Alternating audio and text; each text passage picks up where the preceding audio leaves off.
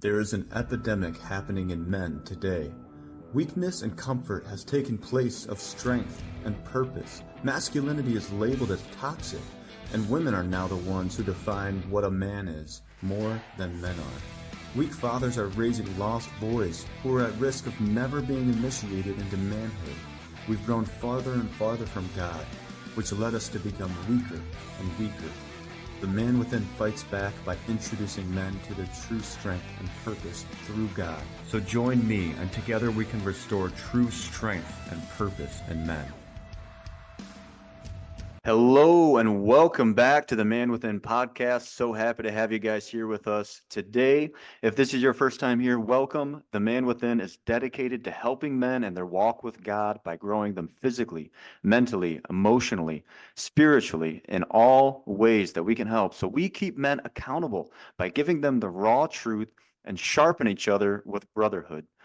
The only way to become the man God called you to be is by living the way God commanded and understanding what a godly man truly is. So if you are interested in getting more involved in the Man Within community or getting in touch with me, you can click on the link below that says join the Man Within community, or you can reach out to me directly. That is what I'm here for. You can contact me at cameronwestcoaching@gmail.com, or you can find me on pretty much any social media platform, Instagram, YouTube, Spotify, whatever it is, at the Man Within. But guys, today I am so excited to have an incredible guest with us. Today is another exciting episode as we bring in a veteran in the medical device sales space. Tom Episcopo is a medical device sales specialist with over 30 years of experience in the industry, working for some of the industry's top companies. Recently, he created a scheduling service for medical device reps and physicians called IronGate Collective, where medical representatives easily and efficiently connect with the right doctors, ensuring smooth meetings, bookings, and seamless collaboration. So I know there's a lot of people out there looking to break into the space. So we have a really good episode for us today. In addition to all of that, Tom is also a man of faith. So let's go ahead and give him a very warm welcome. Tom, thank you so much for coming on the show today. No, I appreciate you giving me the opportunity to spread the word about IronGate and how faith has made the business what it is today.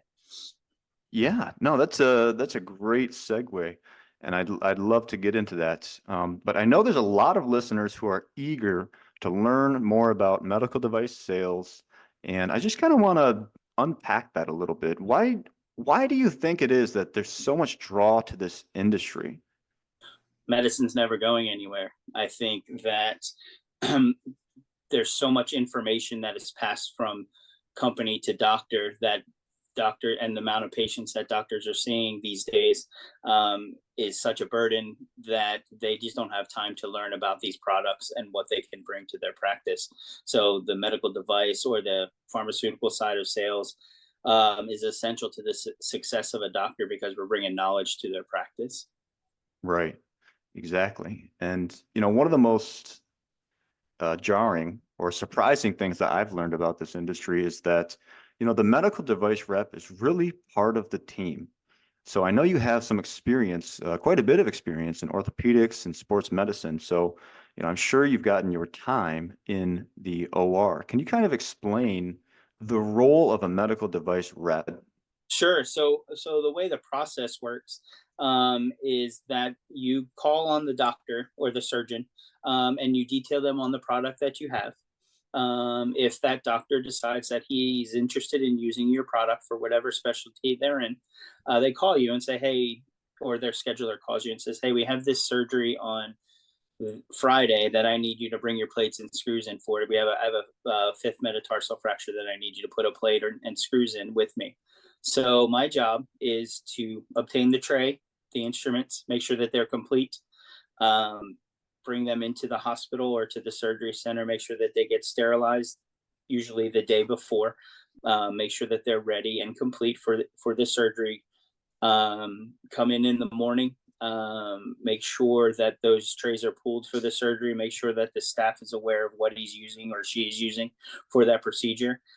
Then once the patient is in the room and draped and prepared for surgery, we go into the room with the surgeon. That tray is open on the sterile field. We are not sterile. We do not scrub in. We don't do any of that. We just stand at the table with the scrub tech, who is the main assistant to the surgeon, and make sure that whether the doctor, it's all their preference, whether they like those instruments pulled out and laid on the table for them to go in synchronization, or are we pulling them out of the tray? We size the plate that they're going to need for that fracture. We make sure that everything goes well in the procedure. If something breaks or the tray drops on the or something drops on the floor, we need to have an answer for that surgeon to make sure that that we have an answer for that. Another screwdriver that may be peel packed in the back, or make sure that we know what's on the shelf, that maybe they can use that instead of our product because our product fell on the floor. So make sure that there's always something to back up the procedure so that the patient is put first and taken care of, because obviously that's the essential part of why we're in there. Right. So in other words, make sure you have a plan A and a plan B and even Absolutely. a plan C. For sure. What does that look like? What does that plan B and, God forbid, a plan C look like? Well, essentially what it is knowing your competitors, knowing who you're competing against, knowing who has what they call lives there, which means that they have trays on the shelf all the time, that if a situation arises to where something that we've planned on using in the case maybe won't work for this patient because anatomy has changed, or when we look at it inside under the skin, the anatomy or the bone is just not going to work with what we've brought in, make sure that that's plan B is what they have on the shelf there. And then plan C is probably maybe another product line that they have that maybe set up for another procedure maybe 2 days from now that maybe we can use that instead. That's plans B and C.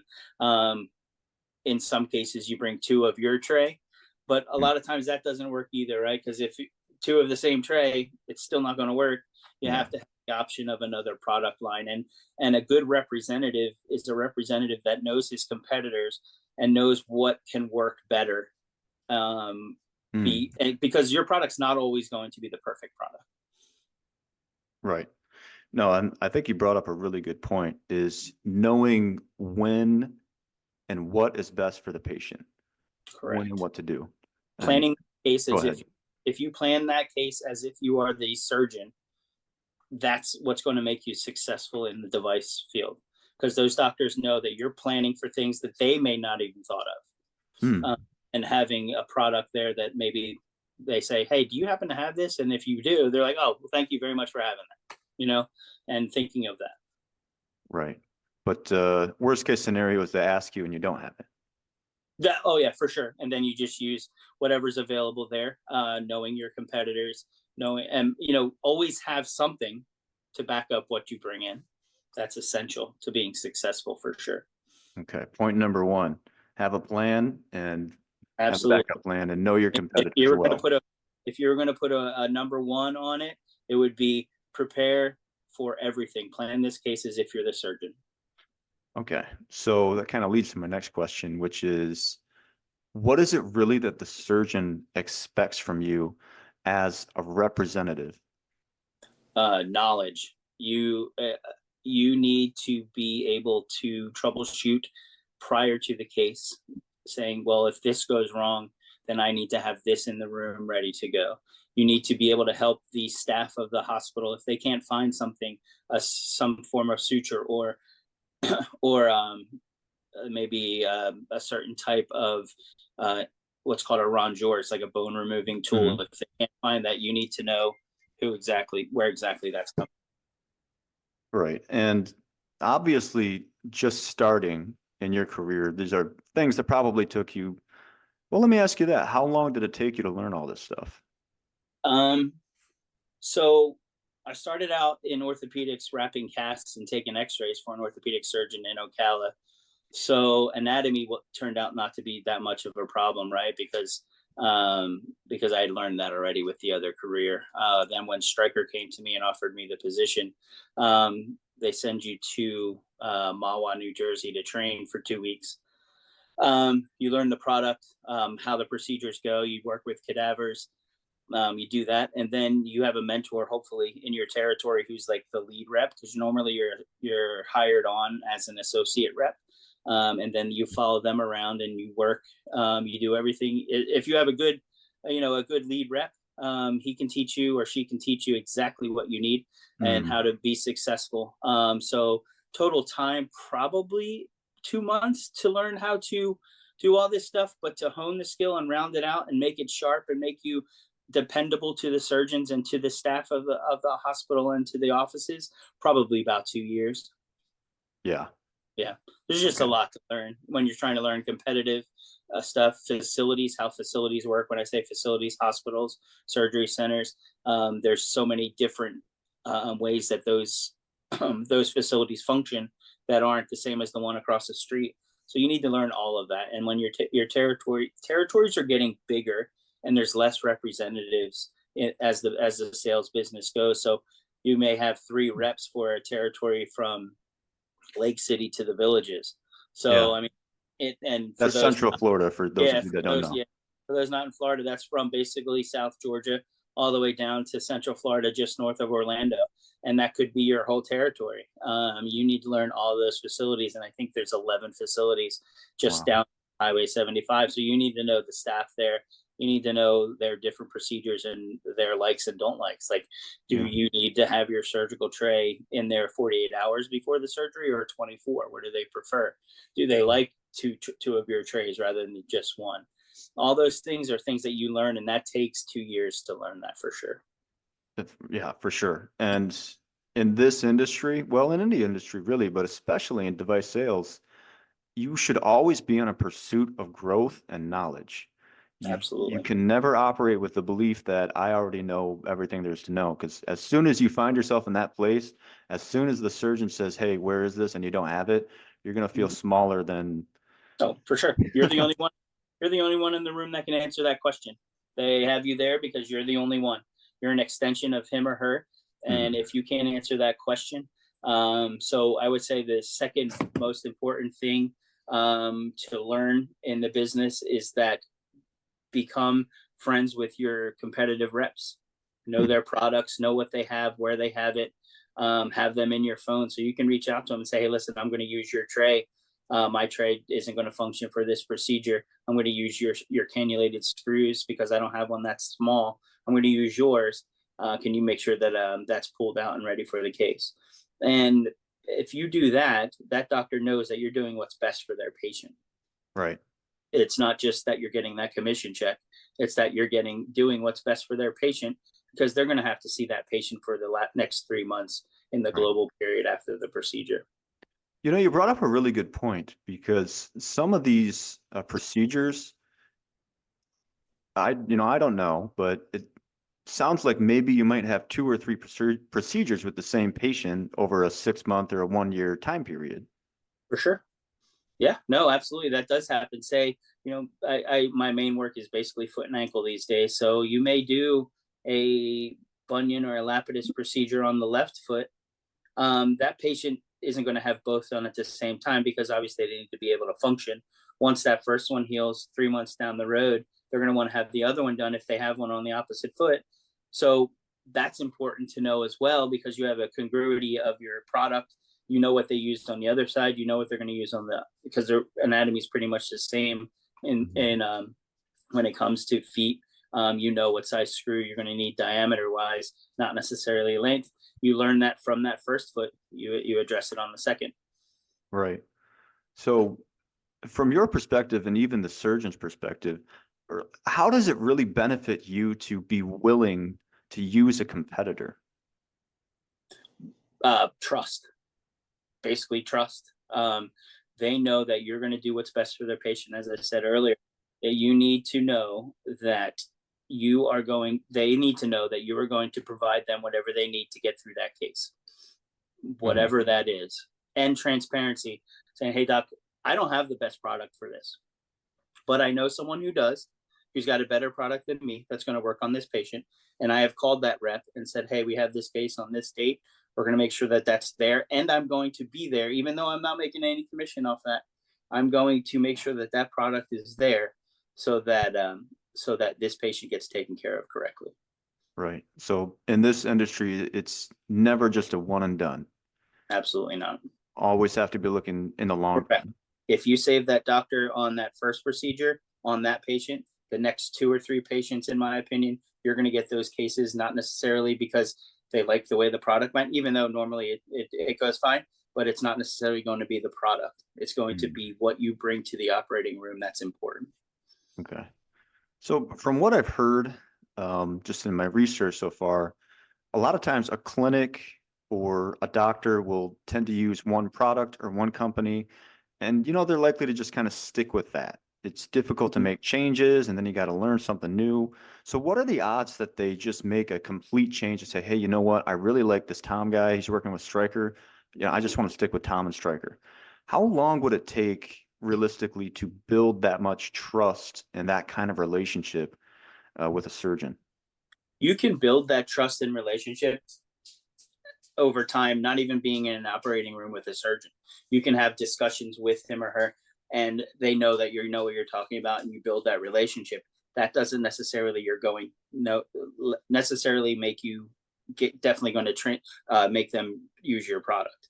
What Mm, that does say is if that rep who they do use, they have the relationship with, drops the ball, maybe that rep goes to a different company or a different territory, you're the first person they're going to call because they know they can trust you relationship wise and product wise. They've seen everything you've shown them. That's why it's important to continue to call on these doctors, even though you're not getting any business out of them. We've all heard the saying that it takes 8 calls on a person, on a doctor or a customer, till you get maybe one order or one procedure, depending what you're selling. But mm, that it may take those 7 calls just or those 8 calls just to get in the door mm. relationship wise to where you can discuss product, and that's where IronGate comes in. Yeah, and okay, I just have a couple more questions. No, no, This keep going. we're on a roll here, so I just want to I keep, and like it. then I I, agree. I want to have a whole bit about Iron Gate. So I'm going to go back to something you said about getting into the field and finding a good mentor. So, let's say that, well, I'll give you 2 examples, or maybe you give me 2 examples. What's the best way to be proactive and leverage a mentor when in one scenario, they're a really good one, and maybe you can give us an example of what a good mentor looks like. And then, how could I be proactive and leverage a mentor who's, maybe maybe not the best, we'll just say. Right. You're hired on though. You're hired on to there, or is this mentor someone that's trying to get you into sales, medical device sales? Well, I guess that's another question I have is, whether I'm W-2 or 1099, what's the likelihood, which one's going to be more likely to have, an actual mentor? So 1099 is going to be way more bath by fire. Hey, we have these products. This is what you sell. This is your territory. Have at it. Go Mm, for it. Right. Because you're kind of on your own. You're an independent sales contractor. You're not someone that's got the help of corporate, usually corporate, sending in trainers and sending you to training. 1099 reps normally go for maybe a couple days. The distributorship isn't necessarily going to pay for a lot of training days. They may bring in trainers once a year to train you. So that's 1099 is definitely more of a bath by fire, but I don't necessarily think that's a bad thing. I think that as a 1099 rep, the pressure is put on you and you're under pressure your whole career in sales. So if you can get under that pressure, handle that pressure and learn your products and invest the time that you need to into the business, I think 1099 is the easiest way to get into device sales. W-2 is much harder as things change in this business and corporate. Big companies tend to buy up the little ones and they're all under the umbrella. The amount of jobs that are available as a W-2 rep with a big company, say Zimmer, is harder because they're using a lot of AI to weed through your transcripts, your applications, your resumes. AI is weeding out that. And then you have to take tests that are checking, who you are as a person. They're checking out your integrity. They're checking out your strength in sales, your aggressiveness. All these tests to do, and then once you get to that, then you might even get to talk to somebody at that. But at that point, you're just going through, not even really speaking to someone in front of you. wow. Yeah. And, I was going to ask you about that because you said territories are increasing, yet at the same time, the interest level, well, I mean, you might have 500 or even 1,000 applicants for one role. So Right? I don't think that it's, a matter of not having enough applicants, not having enough Oh, interest. The demand no, remains high. it's the opposite. It's the opposite. Less positions, more applicants. Um, right out of school, right out of college, the applications are coming out. You may not have any anatomy background. You may be just a business graduate, business school graduate, and you're applying for sales jobs because you're told that they're readily available. But in reality, it's an extremely competitive market. Right. And I mean, that's a big reason we're here today is trying to get a leg up. Sure. It's trying to get a leg up. And then So go ahead. yeah, now get an idea of what it takes and how to make yourself a little different for sure. Okay. And yeah, that's a good point. You know, being new, just getting into the field. How could I stand out? What are some great ways to stand out as a new incoming rep? Um, Obviously, your presentation, your attire, how you show up to these interviews, how you speak on the phone. You need to be able to convey a message cleanly and accurately and aggressively when you're getting into sales. I think that doing some research in the territory that you're applying for, finding out who the doctors are, what they use now, find out who the representatives there are locally that you're going to be working with or who your competition is going to be, the facilities that you're going to be working in. Basically, do all that groundwork and legwork is what's going to help you stand out. Because if you go in as a college graduate and say, "Hey, I want to do this job. I have this business degree. Here you go," but you have no idea who you're selling to, what you're selling, and why, your manager or your hiring manager or whoever you're speaking with, recruiter, however it goes, is going to say, "Well, I'm not even sure if you're a good fit because I don't know what you know." But if you put that time, Okay. So have you yourself conducted any interviews? so for IronGate, absolutely, I have some representatives for that. For medical sales, absolutely, no, not really. I've never really wanted to be in management when it comes to medical device sales. I think it takes away what I'm most passionate about, and that's actually working with surgeons and having successful procedures. Okay, gotcha. So you gave us some really good ideas. Your presentation, attire, make sure you convey a message that you know what you're talking about. Correct. Um, This job is about investment of time, because it's a self-starting business. No one's going to hold your hand, get you up in the morning to make those cold calls that you hate doing, or you keep getting shut down because the relationships of the rep in the territory is really good, and those mm, doctors don't want to talk to you about that. They're happy with what they're using. You have to be creative when you're trying to run into these doctors. You have to find creative ways to see them, rather than just going in the office. Maybe meet them in the cafeteria or the doctor's lounge in the hospital, and just kind of walking up and introducing yourself. Not crazy aggressive, but just introduce yourself. Hi, my name's Tom, and here's my card. I'd love to maybe if you talk to your office manager, I'd love to sit down and talk to you over a lunch in your office, something like that, rather than yeah. constantly just pounding the door at their office and getting nowhere. And that's going to beat you down. Yeah, and let's talk about that a little bit. Because I know in any career in any industry, they try to hype it up, and then you get into it, and it's like, oh, I was not expecting this. For sure. Yeah. So what are some of those things? And you're in orthopedics. What are some of those things that the unsexy things, the Uh, burdens, the things that you don't expect? Go ahead. sure. The negativity you get from the staff in the office. You have to remember when you're walking in there with a product that the front office or the gatekeeper doesn't know what it's for, why, or why you want to talk to the doctor. All you are to them is a delay in their day. They're trying to get through that schedule of patients, say 45 patients that they have to see that day. You are just a hurdle for them to getting home to their families. Yeah. Um, that's probably what you have to get used to the most, is that they are not always going to be happy to see you. Mm. Um, buy the days of buying their love by bringing coffee and donuts. There's so many reps in the territories for all these different companies, from home health to orthopedics to podiatry to skincare to wound care. All those different products, they're coming in daily, weekly, coming in trying to see them, and they're bringing them donuts and muffins, and you have to kind of try and make yourself look different to that front office girl, even as much as to the doctor. So my opinion is you have to be able to handle that relationship the most and understand that you're not always going to be their favorite person. I think that hospitals are getting very, very hard to work with. It's expensive to do surgeries in the medical device. If you're a 1099, you have to pay out of a pocket for a lot of things, for your fuel to a facility, to rep scrubs, to their regular vendor credentialing service that they have. That costs an annual fee that in some cases pushes $500 a year when you add it all together.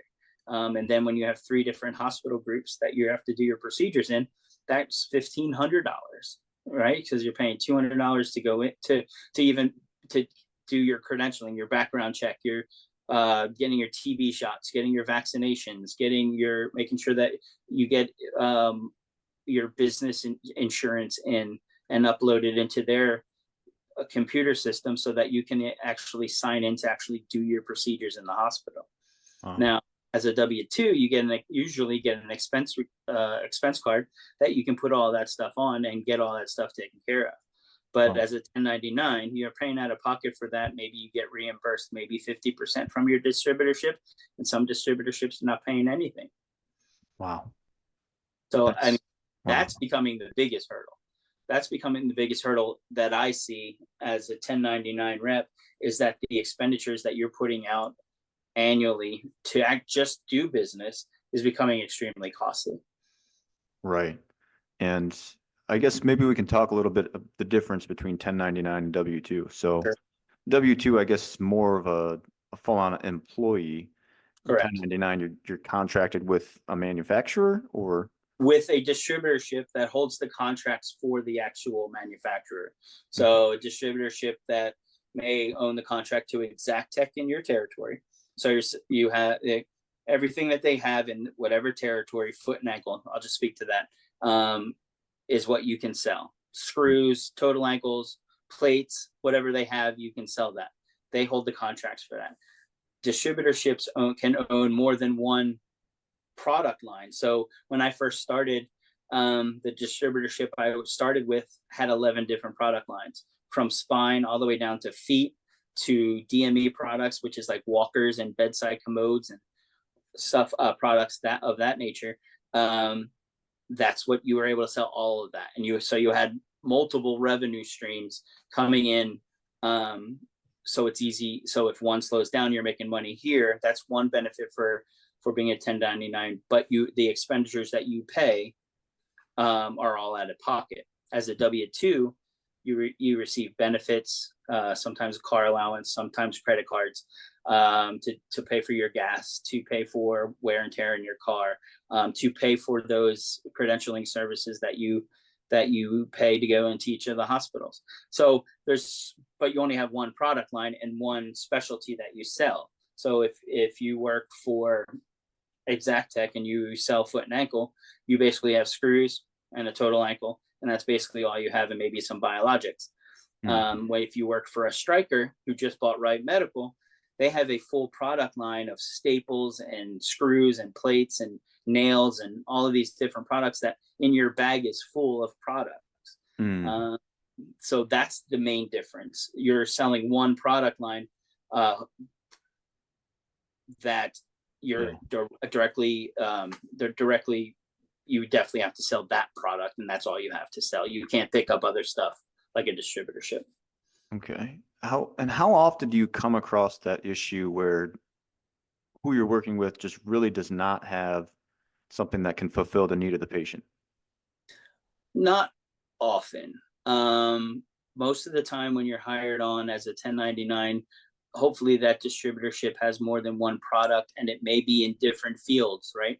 You could have a Exactech who's got the total ankle and the screws, and that's it. But you could also be carrying a skin graft. You also could be carrying some staples and screws from a different company that doesn't compete with Exactech, and then you just kind of fill your bag with products that you find in the market that doesn't have representation in your territory. I gotcha. So I just want to kind of ask about out of the box thinking. So out of the box thinking during the interview process, and then out of the box thinking when you're actually a first time rep. So as an industry veteran, what are some things that would kind of blow you away? Let's say that you were in the interview process, you were interviewing, and let's say you give me a shot. Cameron's a newbie. How could I blow you away in the interview process and then the first 30, 60, 90 days?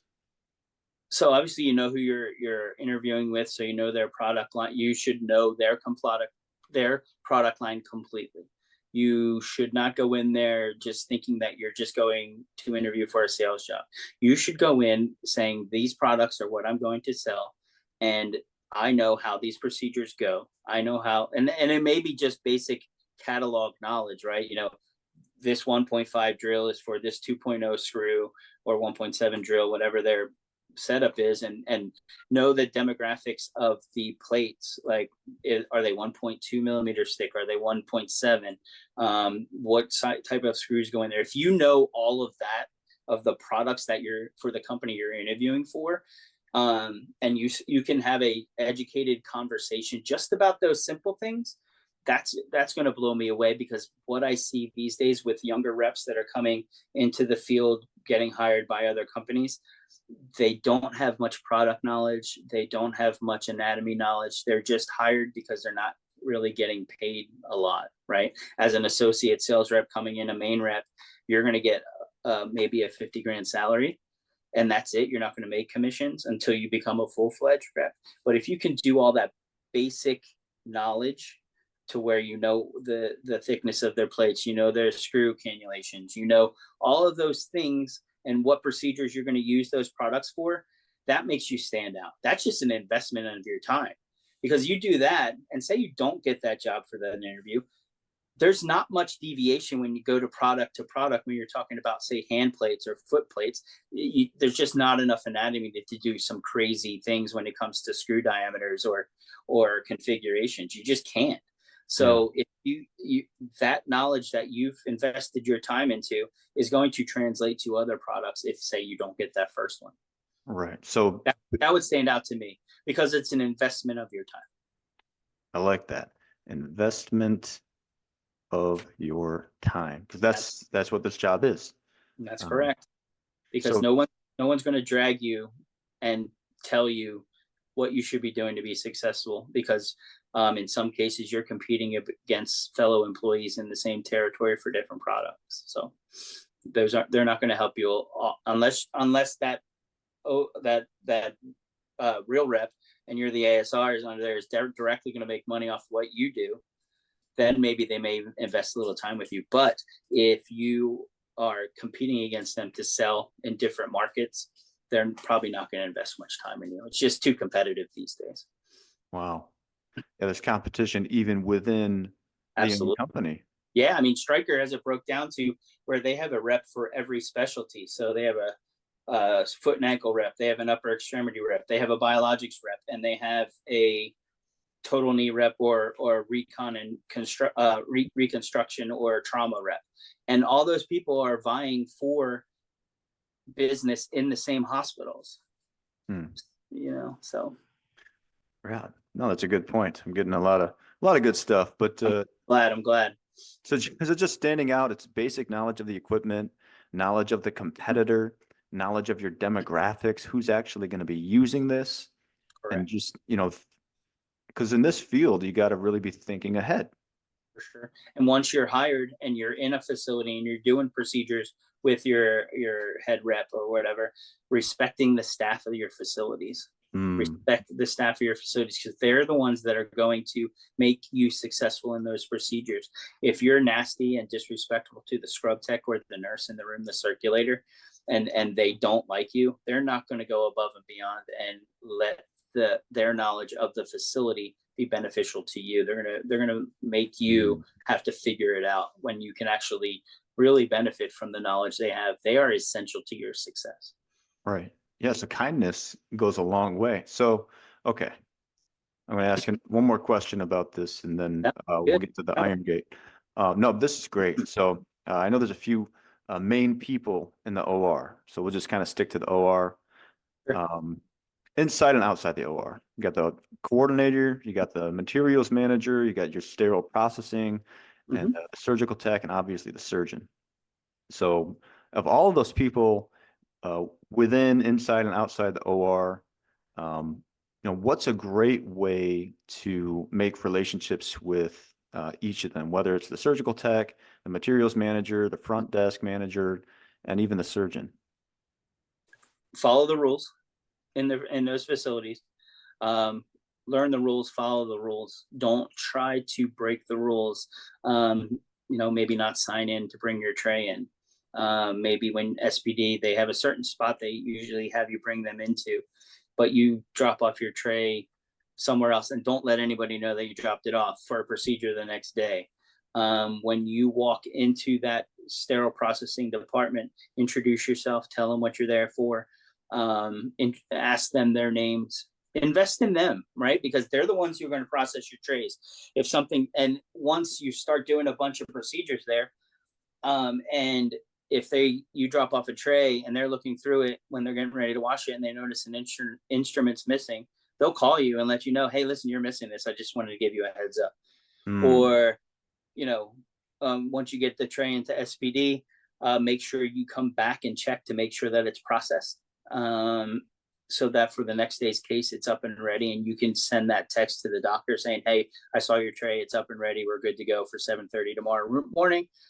Then once you do that, I'd go over to the scheduling desk, which is usually in the operating room, talk to them, learn who they are, find out what time you're starting the next day, who your scrub tech's going to be, who your circulator is going to be, because that schedule's set. Start time, make sure that start time is still what the time the doctor thinks. Once you have all that knowledge, you convey that to the doctor. Hey, we're starting, we're all set at this hospital. We have our scrub techs and our nurses all assigned. The tray is ready. We were supposed to start at 7:30. It looks like you got bumped to 8:30. You got moved back a little bit, and we're going to be in room 3.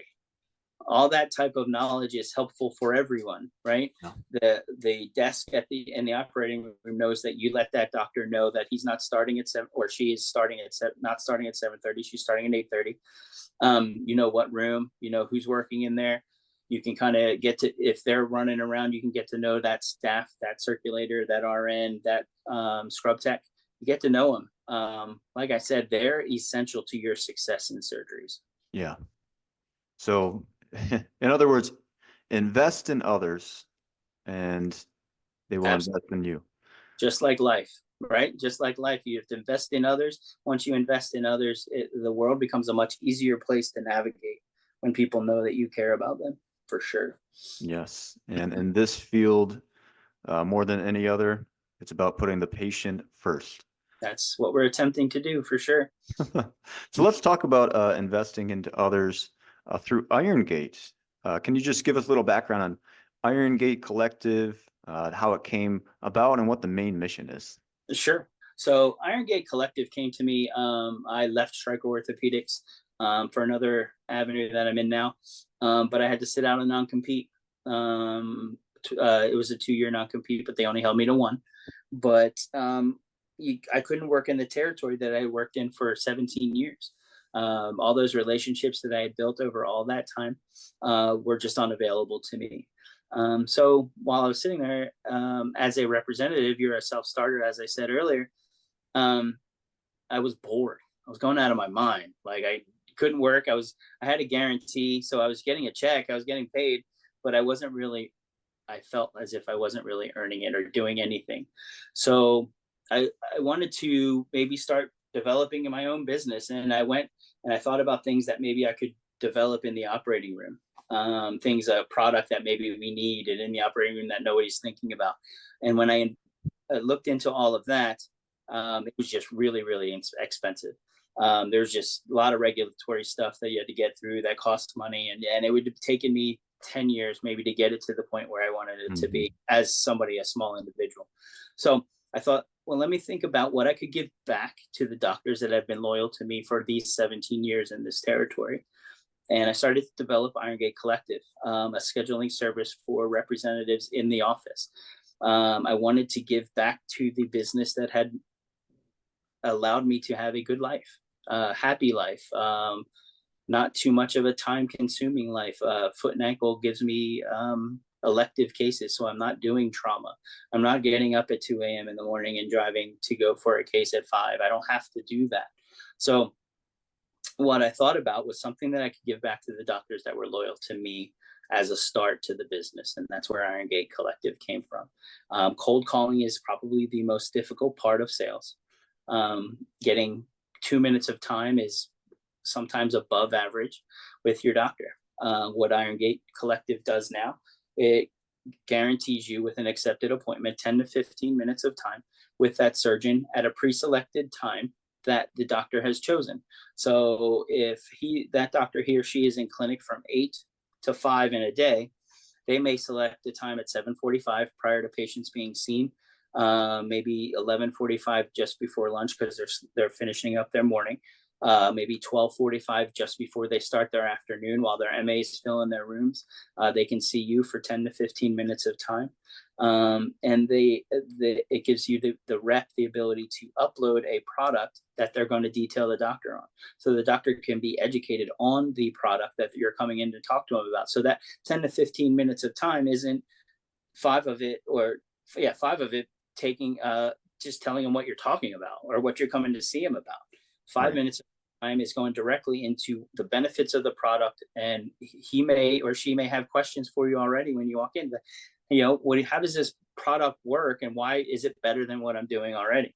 You can get into that right away. It also saves time for the representative. As I said earlier, territories are coming bigger and there's less representatives in those territories. So you're driving an hour to get to 1 doctor, 2 doctor, hopefully. And you may have a call pattern of 10, but cold calling, you may get to see 1 or 2 of them. What IronGate does is you schedule your week. You'll be in Ocala on Monday and you want to schedule appointments to see a certain amount of doctors. You schedule appointments for 5 of those doctors. That you're going to, and they're accepted appointments, that you're going to get time to see those doctors. So it's way more efficient the way that we're doing it. You're driving up to Ocala, you're going to see 5 doctors that you may have seen just if you were just driving up here, maybe 1 or 2. So we're saving you time there. We're also getting you home to your family. Those appointments, if you schedule them in the morning, 7:45, 8:15, 8:30, 9:45, 10 o'clock, 1 or 2 things can happen. You can see all those doctors and be done for the day if you see everybody in that part of your territory, or you're home to see your little boy play his first t-ball game or something. You get him home, or you get home and maybe you can have dinner with your husband. Instead of or wife, you get home and you can do those things. On the doctor side, you're getting that doctor the knowledge that they need from you in an efficient, timely manner that gets their staff home to their families as well, which goes in the way of the number one hurdle, the cold calling, upsetting the staff of the office because you're just another rep coming in there. But if you get them out at 5 o'clock when they're supposed to be done at 5 o'clock, they can get home to their kids. They can pick them up from the daycare where they're not paying that extra money because they didn't get out till 5:30 and they're at the daycare till 6. You're just saving them money. What it's doing is it's allowing the patient to become the priority, but at the same time, not taking away the efficiency of the rep-doctor relationship that needs to happen. I like that. So it allows for the patient to be the priority without taking away the efficiency. So it's not so much that the doctors or the staff don't really want to hear what's out there. It's just they want to get home. The burden of seeing patients, because there's a lot more patients that take up a lot more of the clinic. So they're being drugged down by 5 or 6 reps a day walking into their office without appointments. So those patients aren't being seen. The doctor may be seeing 3 of those 5, maybe seeing 2 of those 5, or maybe he doesn't see any of them. He or she sees any of them and says, I don't want to see any of those reps, but those reps have still walked in and slowed down the process. What IronGate does is it takes that slowdown away, gives you a scheduled appointment on that day at that time, that the doctor's aware, the staff's aware, Hmm. and they're not blindsided by you coming in. Yeah. So how important are those 5 minutes, those guaranteed 5 minutes that you give with the doctor? Huge, huge. As I said before, you're lucky to get 2 minutes when you cold call on a doctor's, because he or she's going to be looking at a chart in the computer.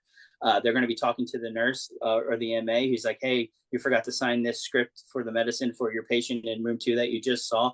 So they're really not even paying attention for those 2 minutes. But if you schedule an appointment at 7:45 prior to any patients even being roomed and ready to be seen, you're not rushed through it all. You're guaranteed 5 to 10 minutes of time with that doctor, to that you have their undivided attention. Yeah. And that that's huge. Think about that. Yeah, I mean, your Yeah. productivity is going to go through the roof knowing that you are getting 5 dedicated minutes of time of a healthcare professional that you have called on 6 times already and driven up an hour to see that you haven't seen yet. But IronGate has given you the ability to see Hmm. that doctor for 5 to 10 minutes. Oh, That's huge. so right now, let's say that, my clinic isn't using IronGate. Mhm. What am I doing? What's the best way that I can figure out what are actually the needs of the clinic and what are actually the needs of the surgeon or the physician? When it comes to being more efficient in the office, or the way that they could use IronGate? Just let's just say that I'm a rep from Stryker or whoever. Right. I just come in, but the clinic does not use IronGate. What's the best thing that I can do to actually get to see the surgeon and really just figure out what their needs are? Because I don't want to come in without having an idea of what their needs already are. You know, that repetitive call pattern, every week at the same time coming into the office, learning that front office staff, learning who the nurse is, maybe checking if it's a surgeon, checking at the hospital, see what they're using, maybe because you're gonna have to do both at the same time, right? Like if you're going to be a surgical rep in a certain territory, you have to know those hospitals. You have to get your credentials started prior to even having any business. So get to know, say, hey, listen, I'm going to go try and see Dr. Smith tomorrow. Is there anything I should know about him? Is there anything that he uses that he likes? What doesn't he like? Do I have something that might fix that problem? And use the staff of the hospital to advance that. Okay. And Yeah. what IronGate Collective would allow you to do is give you a clearer It's a straight, path. Yeah. it's a straight path in. This our office is IronGate, protected by IronGate. You need to schedule an appointment. You need to be a member to come in. You schedule an appointment, upload your product. I look at it. I accept the appointment. Doc sits down with you for 10 to 15 minutes of time and guarantees you that time to detail your product. Mhm. And to be clear, they may not accept every time. What the product does, IronGate, is it allows you to know that that doctor isn't there to see you that day, and it gives you the ability for the staff of the office to put in there, hey, doc's on vacation that week. He won't be able to see you, so he's on vacation. So you're not taking it personally, like, God, he's never going to see me. I just signed up for this program and he keeps declining my appointment, or he declined my first appointment. So I could have just driven up there and wasted my time there. But in reality, what I've done is given you the ability to have conversations with the office and the clinic without actually having to have direct interruption of their day. They can decline the appointment and say, hey, doc's got surgery that day, he won't be able to come in. Let's reschedule this to Thursday because he's there and he's got half a day clinic. We'll see you at 1:15. It's a Yeah. conversation between representative and office that doesn't happen when you're cold calling on a practice. You walk in, you have a brochure, you put it on the desk. The front desk girl says, oh, he's too busy to see you today. I'll make sure that he sees this. And then most of the time they put it in the trash. Yeah. They're never. Yeah. Yeah. They're not going to, they have 4 patients behind you that are trying to be seen. Yeah. And they're not going to get up and walk back with your brochure and say, here, doc, hey, good old Tom just walked in and he wants to see you today. This is his brochure. She's going to put it Yeah. down. Stop what you're doing. You need to look at this now. Exactly. Good old Tom's here. No, it's No. not going to work that way. Okay. No, understandable. So is this a scheduling service with patients as well? Or No, nope. This is just rep to doctor um, relationship. That's all we're working on. gotcha. So generally the appointments are going to be, before or at lunch or a little bit after. Correct. Okay. Correct. Yeah. The reason that I developed IronGate, as I said, was to make the office more efficient. Hmm. The last thing I wanted to do was open up a schedule from 8 o'clock every 15 minutes to 5 o'clock for reps to make appointments, because I mean, obviously I want as many subscriptions as possible for the on the rep side, but I also don't want to be the reason that the clinic slows down, because then Right. there's connotations to the business, Right. even more negative connotations to the representative who's coming in on that 4:45 appointment after they've seen 7 reps that day. Right. It's, I mean, as the rep, I don't want to be known as the guy that brings in cookies, but at the same time, I don't want to be known as the guy that just makes things more inefficient. More difficult. That's correct. Yeah. So, okay. Does this work just mainly for clinics or for hospitals or what? It's clinics. It's strictly for clinics. It's in office. It's not a hospital or a surgery center rep scheduling service. We played around with that a little bit, but there's a lot of hurdles that go on with that hospitals make it real difficult to do. And most hospitals have their own scheduling service for reps that the credentialing goes through. So that I would be taking money from them, and that wasn't something I wanted to try to battle. Right. So, just for people that are getting new into medical device sales, in general, when you're going to have a conversation with a doctor, is it probably going to be outside of the hospital? Oh yeah. Until you have a relationship with your surgeon, most of the time it's going to be outside of the hospital for sure. You can stalk them down in the hospital, but it's not necessarily for a product discussion. It's going to be more of an introductory type thing. Hospitals kind of frown on that you're coming in there and selling products while you're in there for no reason, right? I mean, if Yeah. you don't have surgery, you're just inside there just trying to stalk down doctors to use your stuff. You're slowing up their progress in the operating room, and that's definitely not what they want. Right. And yeah, hospital is where you go for efficiency, getting those surgeries Well, done.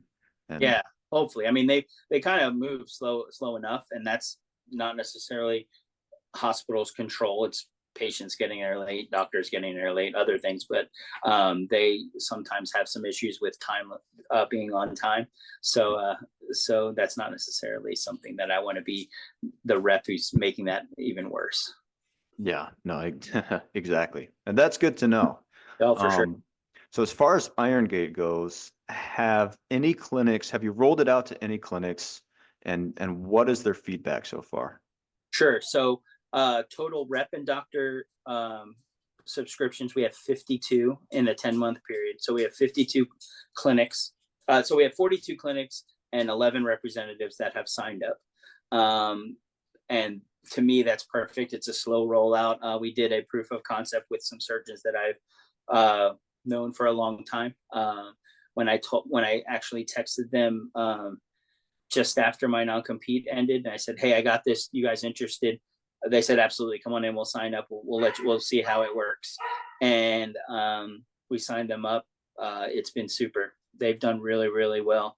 As long as they're strict to not having favorite reps that they allow in and not sign up for IronGate, and just still to let them in, then it works efficiently. But when I have a rep sitting in their waiting room that has an appointment at 8:15, and then I have a rep that's not a member of IronGate that just kind of walks back because they've been comfortable into the office, it kind of slows down the system. It does the exact opposite of what I want this product to do for the office. And the more that I've had conversations with surgeons and clinics about that, they've been a little more diligent and a little more strict on it, and it makes sense to them once I do that. Their feedback is awesome, from the staff to the surgeons to the office managers. It just makes the day much smoother for them. Right. That's a big part. I think another one is just knowing who the heck you're going to see that day. Absolutely. The ability to look at that product the night before and say, all right, Steve is coming in. He's going to talk to me about a skin graft that the product line that I just used just got me in trouble with Medicare, and I just got clawbacks, and I had to pay $11,000 back to Medicare because they overpaid me on this graph because my rep told me that I didn't have to measure it that way. And I'm looking for a new graph rep. At least they have the idea of who's coming in to discuss this product with them, and they can you can have a more educated conversation with that surgeon when it comes to that.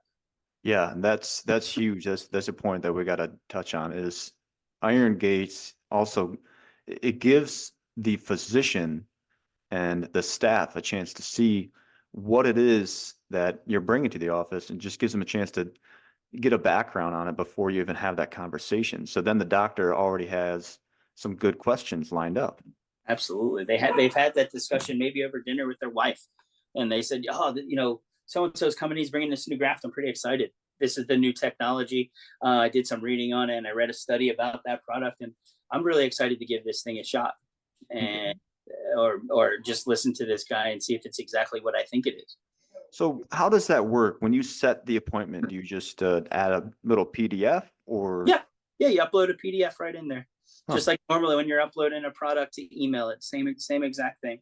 Once you do that and you set the appointment, there's an email generated that goes to the office manager or whoever's email they have attached it to, and that goes saying, "Hey, Steve, schedule an appointment for 8:15 tomorrow," and then they have that PDF is uploaded into that email so that they can click on it, and if it's the office manager or the step or the front office girl, they can print that PDF out and put that on the doctor's desk that night so that it's there in the morning. Awesome. That's an awesome product. So it just sounds like everyone needs to have this. So what are your I agree. what are your future plans for IronGate? Because I know right now you're in Central Florida. Correct. Right. So the idea is to slowly branch out, to open the umbrella of IronGate to Orlando is the next territory that we're going after. Gainesville, head north and south with representatives. And currently interviewing for those. I hired a rep for Tallahassee because I was on another podcast, and he heard it and reached out to me and said that he'd be interested in selling the product. So we interviewed for that.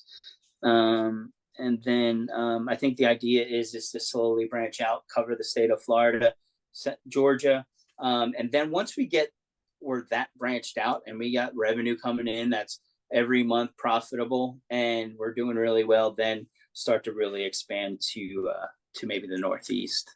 Very cool. And I believe I heard on the last podcast that you're making this pretty dang affordable. Oh, it's absolutely affordable because I come from both sides of this. Like I said, when I made the product, I wanted it to help the doctors be more efficient in their practice, and they're very happy about that. So it's very cheap for them to do that. All I charge them for is the expenditure of marketing materials that are handed to the reps when they come in. The representative, we have two plans. $30 a month for a 1099 rep is $30 a month that they pay. If you're a W-2, I set it up to where you could do one expense report and pay $299.95 for the year. And then they just do one expense report because the business is changing and getting your expenses paid every month is a problem. Sometimes the larger companies are really with a fine tooth comb going through your expense reports. Initially I just had the W-2 side, the $299.95 for the year.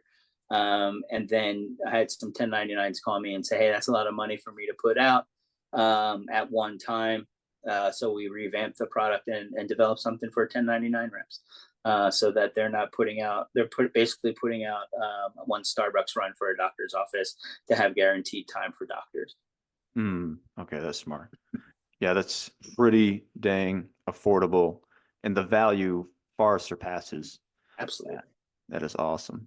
Yeah. Well, I wanted to ask you some questions about your kingdom driven mission and Sure. What the culture is like in healthcare and medical devices, working with them. What's the best way to lead a kingdom driven mission that is a mission that's aligned with God? Sure. So, a little bit about me and my background. I was raised Catholic, 12 years of Catholic school, and came up through that and did very well. And I thought I understood faith, and then went to college and learned that faith isn't necessarily something that is completely transparent when you're learning it, right? The agenda of the facility you're going to school at teaches you certain things that maybe aren't completely accurate. So I kind of pushed away from my faith. I didn't go to church. I lived a life that was not super faithful for a long time, probably 30 years. And wasn't leading a happy life, a healthy life, a faith-driven life, and giving anything back to God for all the gifts that He had given me. When looking back, when I did return to faith, looking back towards it, I realized that He was there the whole time. He was with me and providing very special things to me to keep me safe and keep my loved ones safe. And when I got back into the church, I realized that I need to start giving back and be a disciple of Him and become a messenger of God. And that in medicine is tough to do sometimes. There's a lot of sadness in medicine. There's a lot of pain in medicine, a lot of stress in medicine. And all those things, if you don't have faith in there, they just become a burden and they hold you back. Wow. And they make medicine a very angry place. And that's just me being completely transparent. I see a lot of anger in medicine. I see very angry doctors just trying, and not because they're angry at life, they're angry at the ineffectiveness of the system. Yeah. The system has so many hurdles when it comes to insurance and facilities and all of these things that they have to do just to take care of patients that they've got into the business for, right? I mean, obviously making money is what they like to do, but most of the time they got into medicine to help people. And unfortunately, society makes taking care of people hard. Right. And I realized that there wasn't much faith in it, sadly. So once I'm back into the church and I learned this, I thought about IronGate and I thought about what I could give back and make that patient the priority once again. And that's where faith needs to come in. Yeah. And, it's in those industries that we really need it the most. We Sure. really need it the most. And Absolutely. I think maybe in that industry, the people are really, really smart. And, as we get smarter, as we get more educated, we tend to want to lean on ourselves more. And Correct. no matter how much education you have, and this isn't to cut anyone down, because, I've been there. I thought I knew everything at one point. I have a master's degree. I went to Duke, I know everything. But it's just the more we lean on ourselves, the more we realize, oh, I'm a human. Uh, I have mistakes. I'm not perfect. And, if I try to lead this by my own knowledge or by what I think I know, well, I'm bound to make a few mistakes. And, until we realize that there's something else bigger out there that actually does know a little bit more than we know, and actually does have our best interest in heart, until we find that, we're just kind of bound to be in a sad path. Correct. I agree with you there. I think that if you look at life, if you come back into faith, everything seems to get better. There is a light. You know that the end result is already preordained. It's already done. We already know if you believe in God and commit to your faith, you are going to a special place with God. If you're a Right. believer. Right. And that's a good point. It's that, there is a reason to all this suffering. And in the hospital, I have a good friend who's a nurse. We were just talking the other day that, you see a lot of death. You see Mm-hmm. a lot of very, very sad things. And, if you don't have this belief that there's meaning for it, there's a higher meaning for it, it only seems like pain. It's just pain is just pain. And then And there's that's no all you meaning can for it. see, right? That's all you can see there. But if you were to just look, there is God everywhere. There really Right. is. There's God everywhere in medicine. Um, all of the advancements in technology and all of those things, in my opinion, are what God has given us. And if we look at it that way, and we look at it to where what we're providing is something that God has given us to take care of this patient, then how can we be sad and angry about that? We just need to figure out ways to be efficient about it. And, that's the way I thought about IronGate.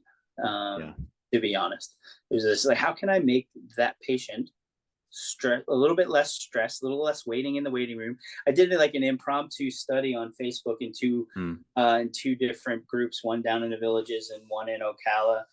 And I just asked, what's the most, I guess, frustrating part of going to see a doctor? 90% of the answers was time. So, just waiting. It wasn't necessarily the reps were making me wait. It was just that the doctor didn't see me till 45 minutes after my appointment and wasn't like apologetic about it. Yeah. Because how many times can you apologize if you're 45 minutes behind? You just get tired of apologizing. You're like, this is just the way it's going to be. Yeah. Unfortunately, there's 30 patients out there. They are all important to me. Sorry, Mr. Smith, I was 45 minutes late. You can't say that every single time. You just get beat down. You know what I mean? You just get beat down. So just the visual of an IronGate on the counter, brochure, the patient asks, hey, what's IronGate? And the front office staff, well, that's our rep scheduling service. We don't want them coming in all the time at random times during the day. We have them scheduled. It's the optics of being proactive when it comes to being delayed that are important. And that makes that patient see that that doctor and his staff is investing back into his time, into them. Right. And that's the beautiful thing about just having a mission, especially a kingdom-driven mission, is it always goes out to helping someone else. Correct. It always goes into someone else. The world can be a very selfish place, and if I can in some way help make that not true in certain sectors of medicine, then I'll gladly do it. Right. So just in this industry, working with a lot of doctors, a lot of very, very intelligent people who kind of have one way of thinking. How would an incoming rep, come in with a kingdom-driven mindset? What sort of things can I do? What sort of things should I maybe avoid when getting into this industry? How can I just be a good kingdom-driven leader while also making the best impact? Obviously, avoid any type of political conversations because that's just a separation of everyone, and you don't know what you're walking into. I think that the best thing that you can do as a new rep coming in is just be a kind person. Be genuine, kind, open, and transparent. Explain to them who you are. You're new, and you have this product, and you want to show the doctor. And I start with kind. Just be kind. People just look for that. I'm sure that front office girl gets yelled at 4 times a day from a patient coming in who's saying, or just complaining about being late, or coming in and say, I'm not any better than the last time I came in here. Doctor tried this, he was wrong. We need to do something different. And they come in angry. It's a week after their last appointment, and they're like, I don't want to be here every week. Be the light in a very dark day. Correct. Hey, hey, how can I inconvenience you the least today? Right. What can I do to make your life better? Exactly. And if you go in there and once you do build a relationship with the practice, get to know them, talk to them, know their husband's name, know their kid's name, and just become a friend to them, it makes you stand out as well. Right. Well, Tom, it has been such an honor. I just have 2 quick questions for you. Okay. To end this episode. What is the longest day you've ever had in medical device sales, and what is an average day? Average day is around 8 to 9 hours a day. 8 to 9 hours a day, because it's not all selling and it's not all covering cases. It's preparation for all those things. It's getting up, doing the things that make your day successful. If you are a Christian, do your Bible readings in the morning and get up. I consider that part of my work day, because those days start positively. Those days start with knowing that you have somebody in your corner when you just do start to get beat down, when maybe that surgery cancels and you just drove an hour and a half to cover it, it cancels. You know that he has you there for a reason, and Mm. that surgery will reschedule. But 8 to 9 hours is an average day. This past Friday, started a case at 1 o'clock. It was supposed to be a 2-hour case. It ended up being six hours that I was in the same operating room in the same facility. So I didn't get done until 7 o'clock that night. Once cleaning up everything, that was a long day. Being that it was a tough case, it wasn't as easy a case as we thought it was. But I mean, I've had days where, doing sports medicine, you have 6 or 7 shoulder scopes, and you're there for 15 hours. You get bumped by traumas. That doctor still wants to do those cases, even though they're elective after that trauma is done. But 15 hours has probably been the longest. Wow. Yeah, I've heard it can be a It crazy time. It can be a grind for sure, but it's all worth it in the end. Yes, it is. Mhm. Well, Tom, I just want to say thank you again for coming on the show and sharing all of your wisdom and insight for us today. Tom, if someone wants to reach out to you to learn more about IronGate Collective, how can we get in touch with you? IronGateCollective.com. It's the easiest way to go. All my information is on there. You can give me a call, shoot me a text, and I am always there to answer the phone and shoot you a text back and schedule a time to talk to you.